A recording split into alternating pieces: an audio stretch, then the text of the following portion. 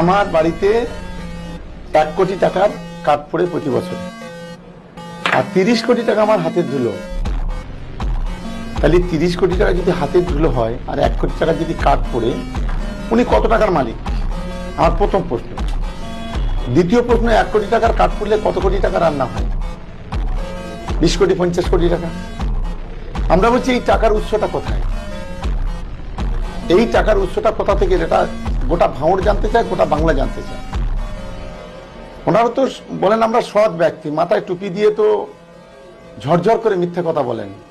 তাই এইটু অন্তত সত্যি বলুক, কত ইনকাম আছে আপনাদের দুই ভাই? ওদের দুই ভাইয়ের কত টাকা ইনকাম আছে এটা আমার জানা দরকার আছে। ওটা ভাঙড়ের মানুষ জানতে চায়। ইনকাম ট্যাক্সের ফাইলে ফাইলে কত টাকা আছে? এটা কি কালো টাকা না সাদা টাকা? আমি তো মনে করি কালো টাকা। ইডিসি ব্যাগে চিঠি লিখে দিতে না, আসতে পারো না। কে বারণ করেছে?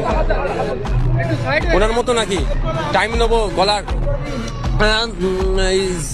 কেন্দ্রীয় এজেন্সি চিঠি লিখিয়েছিল, কেমন করছিল দেখতে পাচ্ছিলেন না? মোটা চিঠি করতে পারছে বলুন না, সব ফাইল রেডি আছে।